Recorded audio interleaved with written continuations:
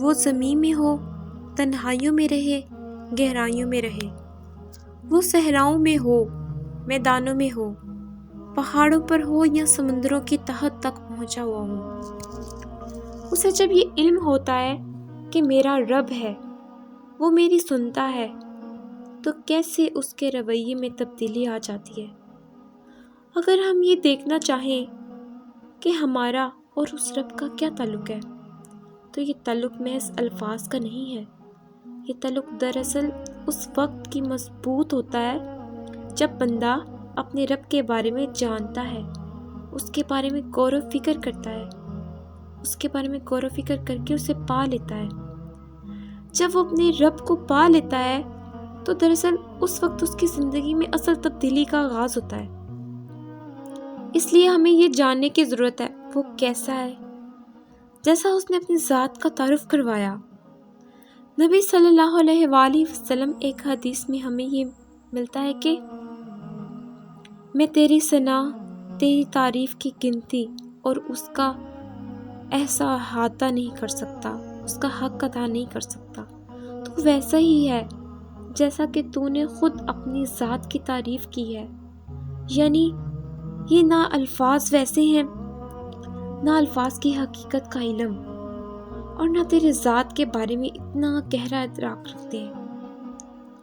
اس لیے جو تو ہمیں بتا دے گا وہی آخری ہی بات ہے۔ اس دنیا میں کسی انسان کی ہستی، حقیقت کا تعین اللہ تعالیٰ کے ذات سے تعلق ہوتا ہے کہ وہ کتنا اپنے رب کے بارے میں جانتا ہے، وہ کتنا اپنے رب کے بارے میں سمجھ رکھتا ہے، وہ کتنا اپنے رب کے بارے میں غور و فکر کر کے اسے پا لیتا ہے۔ جتنی زیادہ آپ کے اندر غور و فکر کرنے کی صلاحیت پیدا ہوگی، اتنا ہی زیادہ آپ کا فہم وسعت والا ہو جائے گا، اتنا ہی گہرا تعلق ہوگا، اتنی ہی زیادہ حکمت ملے گی، اتنی ہی زیادہ معلومات کو سمجھنے کی قوت بھی ملے گی۔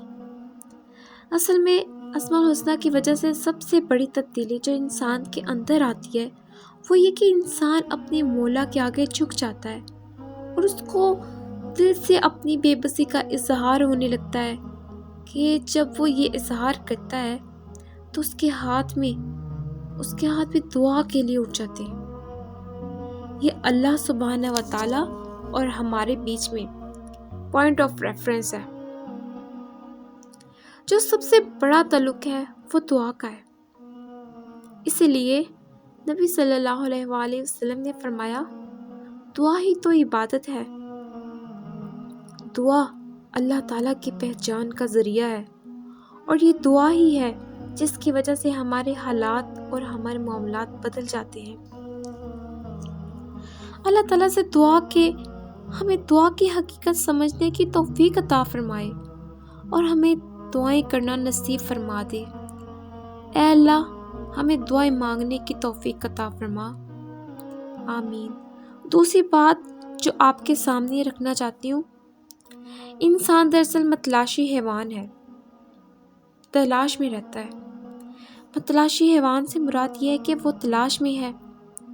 کبھی آپ نے دیکھا ہے کہ ایک بچہ کیسے اپنے ارد گرد کی ہر چیز کی حقیقت کو تلاش کرنا چاہتا ہے؟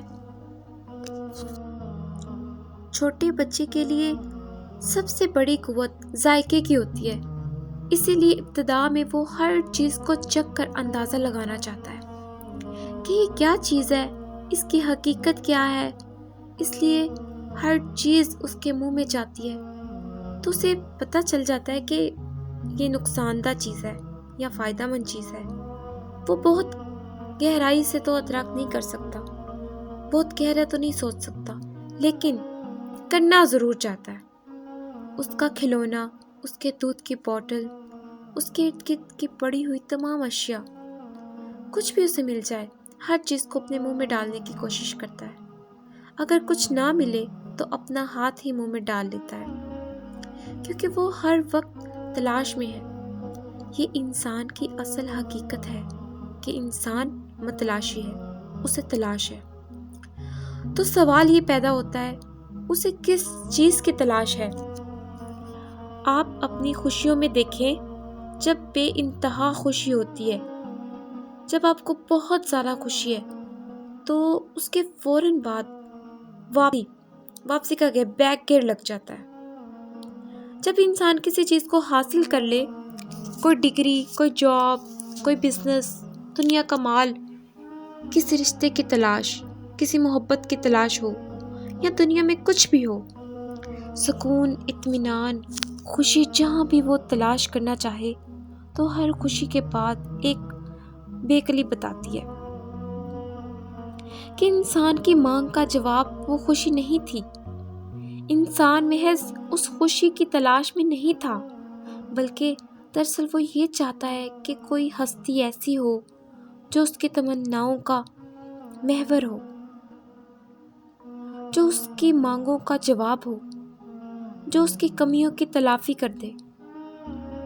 انسان دراصل محتاج ہے اور اسے احتیاج ہے کہ ایک ایسی ہستی کی جو اس کی احتیاج کو پورا کر دے، جو اس کی ضرورت کو پورا کر دے۔ اب یہ ضرورت کسی بھی نوعیت کی ہو سکتی ہے، کیونکہ انسان کامل نہیں ہے۔ انسان کو اللہ تعالیٰ نے ایسا بنایا کہ وہ ناقص ہے، تو اس کے نقص کی تلافی کرنے والی ذات اللہ تعالیٰ کی ہے۔ اسماء الحسنیٰ دراصل اسی کا جواب ہے، اور اللہ تعالیٰ کی صفات اسماء الحسنیٰ کے حوالے سے ہمارے پاس پہنچی ہیں۔ دراصل وہ ہماری ریفرنس سے ہیں۔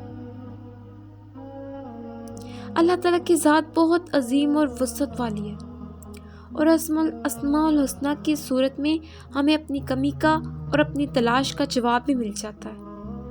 مثال کے طور پر اللہ تعالیٰ کا ایک نام غنی، غنی کا مطلب کیا ہوتا ہے؟ بے نیاز۔ بے نیاز کون ہوتا ہے؟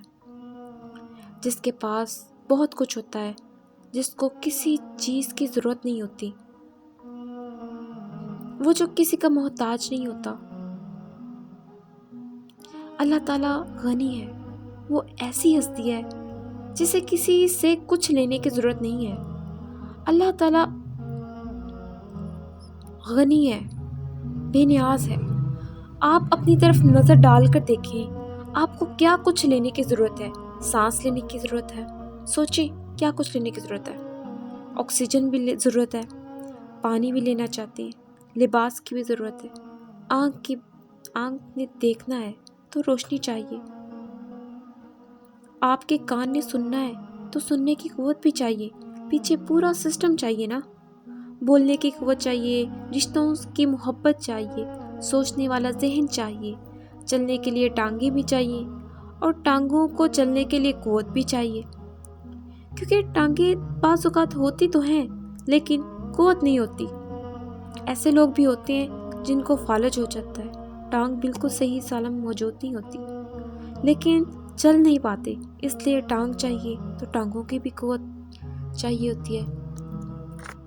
انسان محتاج ہے اور اسے توفیق چاہیے، اللہ تعالیٰ کی مدد چاہیے۔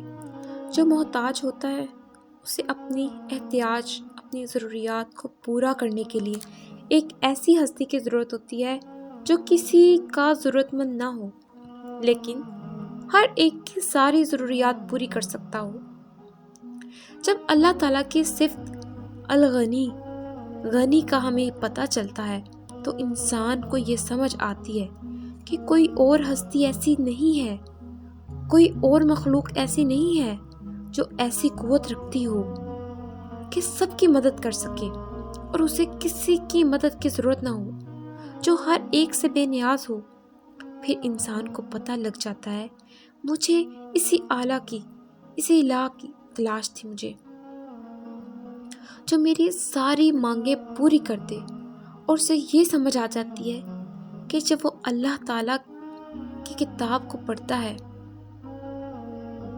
جس میں اللہ تعالیٰ نے کہا یا ایھا الناس انتم الفقراء الی اللہ واللہ هو الغنی الحمید، اے لوگو تم سب اللہ تعالیٰ کے محتاج ہو اور اللہ تعالیٰ بے پرواہ تمام تعریفوں کے لائق ہے۔ اللہ تعالیٰ بے نیاز ہے، بہت خوبیوں والا ہے اور کمال درجے کی خوبیاں رکھتا ہے۔ انسان کو زندگی کے لیے رزق چاہیے ہوتا ہے، اور اس رزق کی تلاش میں انسان کس طرح سے مصروف عمل ہوتا ہے۔ کوئی محنت کرتا ہے، کوئی نوکری کرتا ہے، کوئی بزنس کرتا ہے، کوئی اس کے لیے انڈسٹری لگاتا ہے، تو کوئی دوسرے کئی طرح کے کام کرتا ہے۔ رزق کے لیے اس دنیا میں اتنی کوششیں ہو رہی ہیں کہ آپ کو لگے گا کہ سب کچھ رزق کے حصول کے لیے ہو رہا ہے۔ ہمارے ہاں تعلیم بھی رزق کے حصول کے لیے ہے۔ مائیں اپنی ممتا بھری گود خالی کرتی ہیں تو رزق کے حصول کے لیے تیار کرتی ہیں، اور جب کوئی پڑھ لکھ جاتا ہے تو توقع ہوتی ہے کہ اسے رزق مل جائے، لیکن بعض اوقات ایسا ہوتا ہے کہ انگوٹھا چھاپ تو فیکٹریوں کے مالک ہیں، اور جو اتنی ڈگریاں رکھتے ہیں ان کے پاس اپنی ضروریات پوری کرنے کے لیے بھی کچھ نہیں ہوتا۔ پڑھے لکھے لوگ ان لوگوں کی فیکٹریوں میں ملازم ہو جاتے ہیں جو کچھ بھی نہیں جانتے، کچھ بھی نہیں پتا ہوتا انہیں۔ پھر انہیں سمجھ آتی ہے کہ رزق ڈگریوں کے ساتھ وابستہ نہیں ہے، رزق میری محنت سے ملنے والا نہیں ہے، بلکہ رزق کا مالک تو اللہ تعالیٰ ہے۔ جب اسے پتہ چلتا ہے کہ اللہ تعالیٰ رازق ہے، رزق دینے والا ہے، وہ رزق کا مالک بھی ہے، اور رزق کو عطا کرنے کی توفیق بھی اسی کے پاس ہے۔ جس کو وہ چاہتا ہے کشادہ رزق دیتا ہے، اور جس کے لیے چاہتا ہے تنگ کر دیتا ہے۔ پھر وہ اس مولا کے آگے ہاتھ پھیلا دیتا ہے، دل سے تسلیم کر لیتا ہے کہ وہ رزق کا مالک ہے۔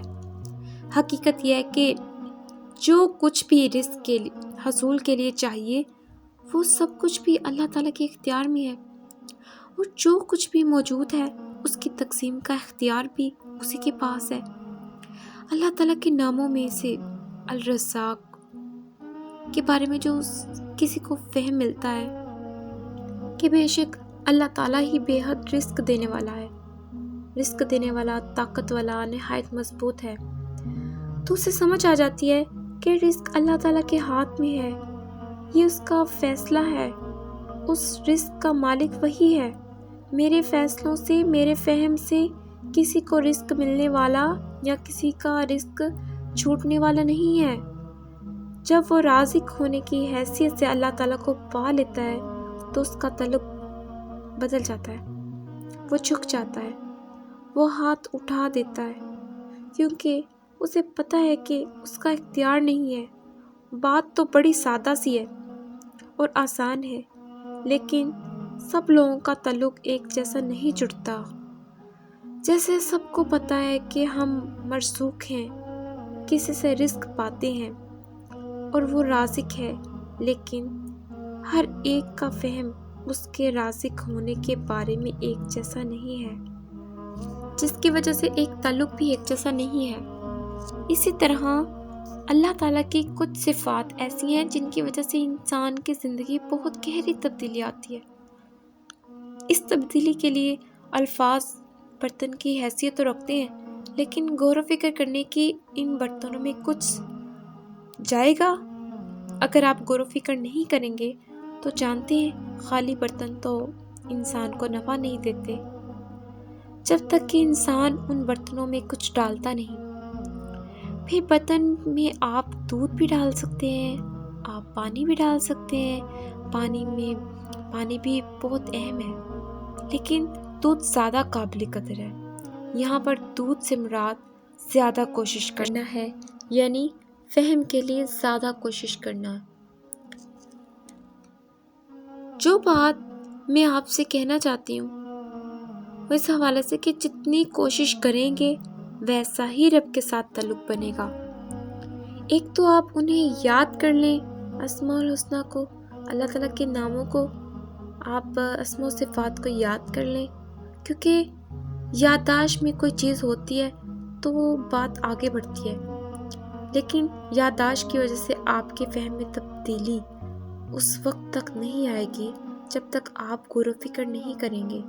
اس لیے آج کے دن ہم اب اللہ تعالیٰ کی صفت علیم پر غور و فکر کریں گے، اور اس میں آپ کا بھرپور تعاون چاہیے، کیونکہ ہم اللہ تعالیٰ کے کلام سے وہ آیات تو ضرور آپ کے سامنے رکھیں گے، لیکن آیات کے اندر غور و فکر کرنے کے لیے جب تک آپ تیار نہیں ہوں گے، غور و فکر کے اس سفر میں ساتھ ساتھ نہیں ہوں گے، اس وقت تک نفع نصیب نہیں ہوگا اور اس ساری گفتگو کا کوئی فائدہ نہیں ہوگا۔ لہٰذا آپ میں سے ہر کوئی شخص کوشش کرے گا، چاہے کسی کی کوشش کم ہو اور چاہے کسی کی کوشش زیادہ ہو، لیکن اصل میدان یہی ہے۔ کون ہے جو اللہ تعالیٰ کے ذات سے اپنا تعلق نہ باندھنا چاہتا ہو؟ ہر کوئی تعلق بنانا چاہتا ہے، پھر اعلیٰ درجے کے تعلق کے لیے کیوں نہ کوشش کریں؟ لیکن اعلیٰ درجے کا تعلق اس کا جڑے گا جو اعلیٰ درجے کی کوشش کرے گا۔ اللہ تعالیٰ جانتا ہے جو لفظ ہم بولتے ہیں اور جو چیز ہمارے دل کے اندر ہوتی ہے، اللہ تعالیٰ سب کچھ جانتا ہے۔ اللہ رب العزت نے فرمایا، ہم رگ جان سے بھی زیادہ اس کے قریب ہیں۔ ایک اور جگہ رب کریم نے فرمایا، یقیناً اللہ تعالیٰ بندے اور اس کے دل کے درمیان حائل ہے۔ سبحان اللہ، یعنی بندے کے دل میں جو بات آتی ہے وہ اس کے نوٹس میں بعد میں آتی ہے، لیکن اللہ تعالیٰ اسے پہلے سے جانتا ہے۔ آپ تصور کر کے دیکھیے، اس وقت جو کچھ بھی دل میں آ رہا ہے اللہ تعالیٰ اسے پہلے سے جانتے ہیں۔ کوئی بات جو ہم دل میں چھپانا چاہتے ہیں اس سے چھپ نہیں سکتی۔ انسان کی زندگی میں خطا کا، غلطی کا آغاز تب ہوتا ہے جب اس کے ذہن میں، اس کے دل میں یہ آتا ہے کہ کسی کو پتہ نہیں چلے گا اور مجھے کسی نے نہیں دیکھا۔ اللہ تعالیٰ نے اس ایک بات کو کس طریقے سے ہماری زندگی میں رکھا ہے کہ آپ کے بارے میں جانتا ہے، پوری طرح سے آپ کی خبر رکھتا ہے۔ کیسے ہمارے شعور میں کہ جیسے آپ روزہ رکھتے ہیں تو روزے میں آپ کو کوئی نہیں دیکھتا، آپ کو بھوک لگی ہے، شدت کی پیاس لگی ہے، شدید گرمی کا موسم ہے اور گھر میں ہر طرح کی نعمتیں بھی موجود ہیں، مشروبات بھی ہیں، کھانے پینے کی چیزیں بھی ہیں اور تنہائی بھی، لیکن آپ کے دل کے اندر یہ خیال پوری طرح ہو جاتا ہے کہ اللہ تعالیٰ دیکھتا ہے، اللہ تعالیٰ جانتا ہے۔ پھر آپ روزہ نہیں توڑتے بلکہ تمام تر تکلیف کو برداشت کرتے ہیں۔ اور کتنی پیاری بات ہے جو اللہ رب العزت نے ارشاد فرمائی۔ ایک حدیث کے روح سے دیکھتے ہیں، سیدنا ابو ہریرہ رضی اللہ تعالیٰ عنہ کہتے ہیں کہ رسول اللہ صلی اللہ علیہ وآلہ وسلم نے فرمایا، اللہ تعالیٰ فرماتا ہے کہ بنی آدم کا ہر عمل اس کے لیے سوائے روزے کے کہ وہ خاص میرے لیے ہے، میں ہی اس کا بدلہ دوں گا۔ روزے میں اخلاص ہوتا ہے کیونکہ انسان جانتا ہے کہ میرا رب مجھے دیکھتا ہے، میرا رب مجھے جانتا ہے۔ جب ایک انسان اس بات پر یقین کر لیتا ہے پھر وہ خطا نہیں کرتا۔ کتنی عجیب بات ہے کہ اس وقت وہ کھانے پینے سے تو رک جاتا ہے، لیکن اللہ تعالیٰ چاہتے ہیں کہ وہ بدی سے بھی رک جائے، تو اس سے نہیں وہ رک پاتا۔ کیوں؟ کبھی سوچا ہے آپ نے کیوں نہیں روکتا خود کو؟ اللہ تعالیٰ نے اپنے نبی صلی اللہ علیہ وسلم کو اس لیے بھیجا تھا کہ انسانوں کو شعور دلائیں، اور نبی صلی اللہ علیہ وسلم نے فرمایا، جو شخص جھوٹ بولنا اور اس پر عمل کرنا نہ چھوڑے تو اللہ تعالیٰ کو کوئی ضرورت نہیں کہ یہ شخص اپنا کھانا پینا چھوڑے۔ مطلب آپ کا روزہ رکھنا، آپ کا خالی پیٹ رہنا، یہ اللہ تعالیٰ کو اس سے کچھ، اللہ تعالیٰ جو شخص، لیکن وہ برائی نہیں چھوڑتا، وہ بے شک پھر کچھ بھی کرے، اللہ تعالیٰ کو اس کے روزہ رکھنے کی، اس کے بھوکا رہنے کی کوئی ضرورت نہیں ہے۔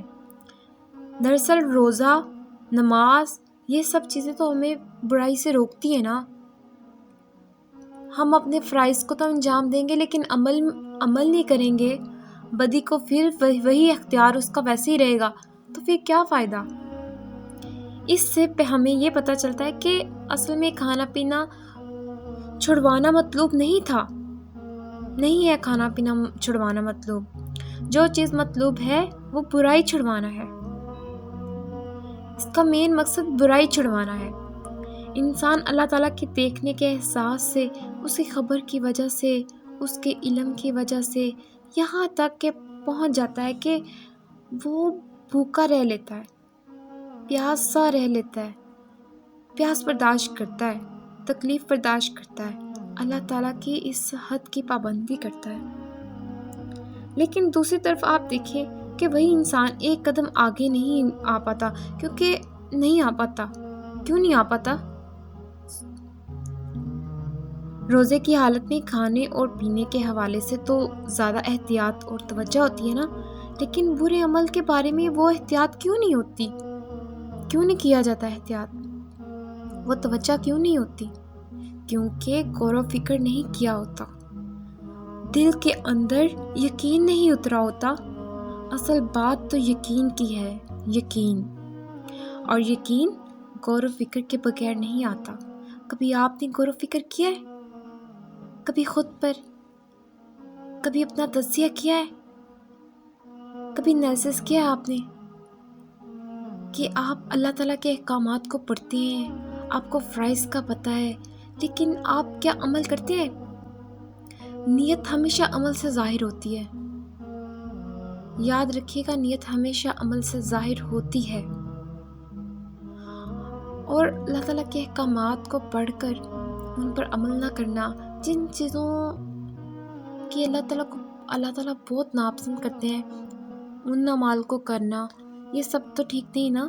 اب ہم اللہ تعالیٰ کے ہونے کے حوالے سے دیکھیں گے کہ اللہ تعالیٰ، اچھا آپ غور کریں، کھانے پینے کے حوالے سے تو اللہ رب العزت کی نگرانی کو ہم محسوس کر لیتے ہیں، ٹھیک ہے، لیکن برائی کے وقت نہیں کر پاتے۔ اس کا مطلب ہے کہ تھوڑا سا تعلق ہی جوڑنا ہے، اللہ تعالیٰ سے تعلق نہیں نا۔ وہ جب انسان کو پتہ چلتا ہے کہ یہ بات اللہ تعالیٰ کو پسند نہیں، تو پھر انسان اس کی ناپسند کو چھوڑتا ہے۔ لیکن یہ اس شخص کی حالت ہے جو اپنے علم اور فہم میں بہت آگے پہنچ چکا ہوتا ہے، بہت آگے، علم اور فہم سمجھ، بہت زیادہ سمجھ میں، علم میں آگے پہنچ چکا ہوتا ہے، اور جو اللہ تعالیٰ سے محبت رکھتا ہو، جس کی ابھی محبت پروان ہی نہیں چڑھی، جس کا ابھی محبت کا تعلق مضبوط ہی نہیں ہوا، اس کو یہ علم بھی ہو کہ اللہ تعالیٰ اسے ناپسند کرتے ہیں، تو فرق نہیں پڑتا، کوئی فرق نہیں نہ پڑتا۔ کبھی غور کیا آپ نے؟ آپ کو فرق پڑتا ہے کہ یہ چیز اللہ کو پسند ہے، تو آپ کے دل کو بہت بڑا دھچکا لگا ہو کہ اوہ اللہ کو یہ چیز نہیں پسند، میں نے یہ ایسا کر دیا ہے، آپ بہت زیادہ تکلیف میں مبتلا ہوئے ہوں۔ کبھی آپ کے ساتھ ہوا ایسے؟ اگر آپ کے ساتھ ایسا ہوتا ہے، آپ اللہ تعالیٰ کی نافرمانی انجانے میں کر کے بہت غمگین ہوتے ہیں، تو پھر سمجھے آپ اللہ تعالیٰ کے پسندیدہ لوگوں میں شامل ہو سکتے ہیں، کیونکہ انسان مادی چیزوں پر توجہ دیتا ہے، اور جو غیر مرئی چیزیں نظر آنے والی جو چیزیں ہوتی ہیں، ان کے بارے میں وہ اتنا محتاط نہیں ہوتا، حالانکہ سب سے زیادہ اس کے بارے میں محتاط ہونے کی ضرورت ہوتی ہے۔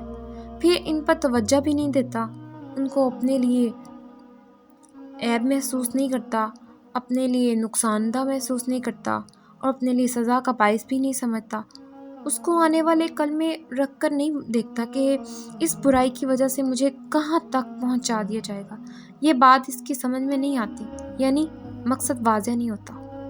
یہ بات بڑی زیادہ اہم ہے کہ انسان اپنے آپ کو پیغام دیتا ہے کہ یہ تو میری عادت ہے اور اس کو چھوڑا نہیں جا سکتا، پھر اس کا انجام بھی نہیں دیکھتا، حالانکہ انسان کو نتیجے کی بنیاد پر کام کرنے چاہیے، اور نتیجے کی بنیاد پر عادات اپنانی چاہیے جن کا اچھا نتیجہ نکلے، جن کی وجہ سے انسان کو نفع پہنچے۔ جو چیز نقصان پہنچائے اس کو چھوڑ دینا چاہیے۔ انسان کی عقل کا تقاضا یہ ہے کہ وہ نقصان دہ چیزوں کو چھوڑ دے۔ برائی انسان کے لیے نقصان دہ ہے، اور رب العزت بھی انسان کو یہی بات سمجھاتے ہیں کہ کیونکہ اس برائی کی وجہ سے جو اللہ تعالیٰ کی پسند کا کام کیا وہ بھی ضائع ہو جائے گا، اور جو مثال کے طور پر جھوٹ کی وجہ سے روزہ بھی ضائع ہو جاتا ہے۔ تو آپ نے یہ ویڈیو سننے کے بعد، اس بات کو سننے کے بعد غور و فکر کرنی ہے، کریں گے آپ غور و فکر؟ اللہ تعالیٰ آپ کو اس کی توفیق عطا کرے۔ آپ نے اپنے خود پر غور و فکر کرنا ہے، اللہ تعالیٰ کی کلام پر غور و فکر کرنا ہے، تو اللہ تعالیٰ کی رحمت پر نظر رکھنے والا خالی نہیں ہوتا۔ اپنے اعمال پر نظر رکھنے والے کو ہر وقت پتہ چلتا ہے یہاں بھی کمی ہے، یہاں بھی کمی ہے۔ کمی تو ہے لیکن اس کمی کا ازالہ موجود ہے، استغفار کرنا، پھر کوشش کرنا۔ لیکن اللہ تعالیٰ کی رحمت کی وجہ سے انسان کبھی خالی نہیں ہوتا، اور اس پر یقین کی وجہ سے کبھی مایوس نہیں ہوتا، مایوسی نہیں آتی، خوش رہتا ہے۔ خوش رہا کریں، اللہ تعالیٰ کی نعمتوں کا شکر ادا کیا کریں، زیادہ سے زیادہ نعمتوں کا شکر ادا کریں، زیادہ سے زیادہ شکر ادا کیا کریں اللہ تعالیٰ کا۔ اور آپ خوش قسمت ہیں اگر آپ اپنے اعمال کا تجزیہ کرتے ہیں کہ آپ برے اعمال کی فہرست میں جا رہے ہیں یا اچھے اعمال کی لسٹ میں جا رہے ہیں۔ اگر آپ اپنا تجزیہ کرتے ہیں تو یہ آپ کے لیے بہت بہتر ہے۔ اگر آپ ایسا نہیں کرتے تو کریں، غور و فکر کریں، خود پر دیکھیں، اللہ تعالیٰ کے احکامات کو دیکھیں، یہی آپ کے لیے نفع ہے اور یہی نقصان ہے۔ قرآن پاک میں فرمایا گیا کہ جو لوگ اللہ تعالیٰ کے احکامات کو چھوڑ کر کوئی اور کاموں میں مصروف ہو جاتے ہیں تو اللہ تعالیٰ ان کو بدی کی طرف مطلب وہ بدی میں ہی رہتے ہیں، ان پر رحم نہیں کیا جاتا۔ رحم پتہ کیا ہے؟ رحم اللہ تعالیٰ کی بہت خاص کردہ عنایات ہیں جو اپنے خاص بندوں پر اللہ تعالیٰ عنایت کرتے ہیں۔ اللہ تعالیٰ نے اپنے قرآن کی سمجھ عطا کرتے ہیں۔ اللہ تعالیٰ نے کہا ہے قرآن میں ہدایت ہے، اس میں ہدایت ہے عقل رکھنے والوں کے لیے، اور عقل کا ان کی یہاں پہ ڈیفینیشن یہ کی جا سکتی ہے کہ جو اس کو پڑھ کر عمل کرتے ہیں، جو اسے دل سے پڑھتے ہیں، جو اسے سمجھنا چاہتے ہیں، اس کی سمجھ صرف انہی لوگوں کو عطا ہوتی ہے۔